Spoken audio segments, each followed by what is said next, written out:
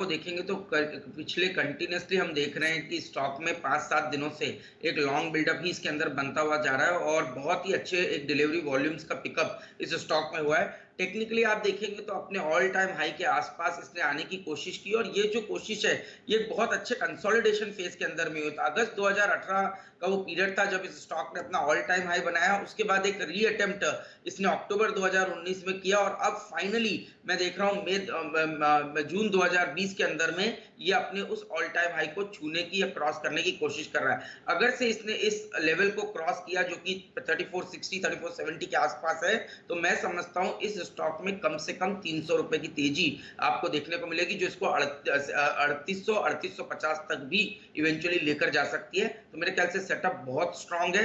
अब जो देखने वाली बात होगी वो ये कि नीचे में 3350 एक बहुत अहम सपोर्ट के तौर पे काम करेगा। अगर से इसने 3350 के लेवल्स को होल्ड कर गया तो मैं समझता हूं 3800 से 3850 तक की अपसाइड ब्रिटानिया में आपको पोजिशनली देखने को मिल सकती है। 800 से 3550 तक आपको देखने को मिल सकती है। एक बार ब्रोकरेज हाउसेस की राय भी दिखाइए डायरेक्टर साहब प्लीज स्क्रीन पर, ताकि आप समझ में आए। ये तो टेक्निकल टारगेट्स बताए हैं, पोजिशनल टारगेट्स बताए हैं हमारे एक्सपर्ट ने, और ये भी देखिए बढ़िया कंपनी और कंजम्पशन वाली कंपनी है। और ब्रोकरेज हाउसेस का लक्ष्य आपको दिखेगा इस समय 2900 का। तो ये है क्रेडिट स्विस का। क्रेडिट स्विस के लक्ष्य थोड़े से नीचे के आ रहे हैं, लेकिन आपका फोकस होना चाहिए इस तरह के बढ़िया स्टॉक्स को खरीदने के लिए और लॉन्ग टर्म पोर्टफोलियो में होल्ड करने के लिए। 3500 का लक्ष्य भी आपके सामने आया है। एक ब्रोकरेज हाउस है जेएम फाइनेंशियल्स का, तो ये थोड़े एग्रेसिव हैं। 3500 यानी यहाँ से 50 रुपए की और तेजी का अनुमान वो लगा रहे हैं। तो मिले जुले से ब्रोकरेज हाउस के लक्ष्य नजर आ रहे हैं, लेकिन लॉकडाउन जो खुल रहा है, देखिए धीरे धीरे स्थिति सामान्य हो रही है, तो तेजी का ध्यान रखना चाहिए इस समय बाजार में। ये जो लक्ष्य है ये आगे चलकर पक्का रिवाइज होंगे ऊपर की तरफ, ये बात पक्की है। लेकिन इंटरग्लोब, आशीष बताइए कैसे लग रहे हैं नंबर? अच्छा, कमेंट्री कैसी है? नंबर्स तो खराब आने थे और ये एंटिसिपेटेड था एविएशन कंपनीज के। तो जहां तक Q4 के परफॉर्मेंस की बात है, आय में 5-5.25% का उछाल। इबिटा के साथ रेंट्स भी जोड़ दी जाती हैं एविएशन कंपनीज के लिए, 28% था, 1% रह गया वो EBITDA margin. EBITDA losses 131 crore के इस कंपनी ने करे हैं। शुद्ध घाटा जो है 871 करोड़ का है, पर ईडलवाइज जैसी ब्रोकरेजेस के एस्टिमेट्स ही 990 हजार करोड़ रुपए के आसपास के लॉसेस के एस्टिमेट्स थे। तो नेट लॉस उम्मीद के मुताबिक ही है। अच्छे भी आंकड़े हैं इसमें। यील्ड जो है सरप्राइजिंगली इंप्रूव हुई है, साल दर साल 0.6% की बढ़त है। कमेंट्री में इन्होंने 25 मई से कहा, इन्होंने भी फ्लाइट ऑपरेशन रिज्यूम कर रहे थे और इस समय 20% कैपेसिटी पे इंटरग्लोब ऑपरेट कर रहा है। अच्छी बात है कि बैलेंस शीट में स्ट्रेंथ अभी भी है।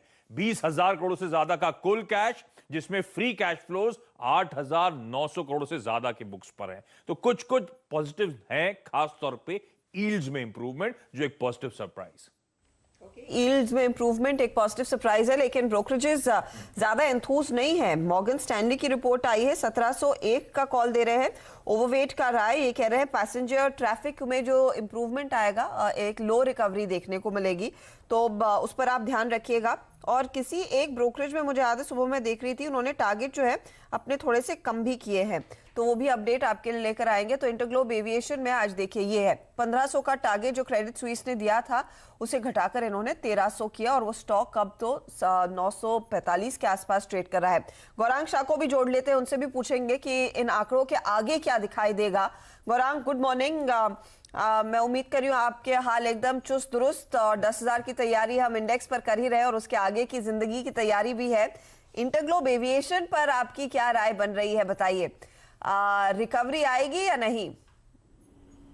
बहुत बहुत धन्यवाद श्रद्धा जी, और हमारी भी मनोकामना है कि आप सब तंदुरुस्त और चुस्त पुस्त रहें। और जिस तरीके से मार्गदर्शन आप हेमंत घाई जी, आशीष जी और आपके सभी सहयोगी पूरी टीम सीएनबीसी आवाज की जो लोगों का मार्गदर्शन कर रहे हैं, और इस तकलीफ के समय में भी जिस तरीके से आपने निवेशकों को जागरूक रखा है और हमें मौका दिया है एक निमित्त के तौर पर आकर के आपका सहारा देने के लिए, उसके लिए आप सभी का बहुत बहुत धन्यवाद। तो हर्षदा, पहले तो आप सभी को सुप्रभात हमारे तरफ से। सुप्रभात सर। तो लग रहा है कि गति थोड़ी धीमी होगी उड़ान क्षेत्र में। जो भी कंपनियां हैं, लिस्टेड एंटिटीज की मैं बात कर रहा हूं, खास करके इंटरग्लोब एविएशन और स्पाइस जेट और मैं ज़्यादातर बात तो इंटरग्लोब एविएशन की करना चाहूँगा क्योंकि उसी पर हमारी खरीदारी की कवायद है। और हमें लग रहा है कि अगर 1.5-2 साल का नज़रिया है तो जिस तरीके से सीट ऑक्यूपेंसी बढ़ेगी, जिस तरीके से नतीजों में सुधार होगा, कच्चा तेल नीचे चल रहा है तो शायद एविएशन टरबाइन फ्यूल में बहुत ज़्यादा इजाफे आप न देखें।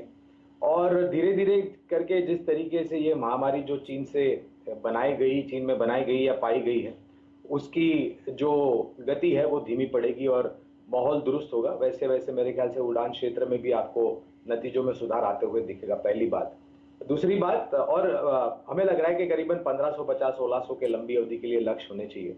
और वास्तविकता ये है हर्षदा कि कल प्रातः मेरे ख्याल से मूडी ने भारतीय बाजारों पर कुछ नकारात्मक सा रिपोर्ट आया और डाउनग्रेड किया। और कल के ही सत्र में आपने देखा कि गोरो ने 7,500 करोड़ रुपए की खरीदारी की है कैश मार्केट में, और सेंसेक्स ने करीबन 500 पॉइंट के ऊपर की सलामी दी इस रिपोर्ट को जो मूडीज लेकर के आए, और 150 पॉइंट के आसपास की सलामी निफ्टी ने दी। तो मेरे ख्याल से कहीं ना कहीं कुछ परिस्थिति असमंजस है क्योंकि मूडीज ने कल डाउनग्रेड किया और गोरो ने 7,500 करोड़ की खरीदारी की कैश में। तो ये गोरे लोग आपस में बात नहीं कर रहे हैं।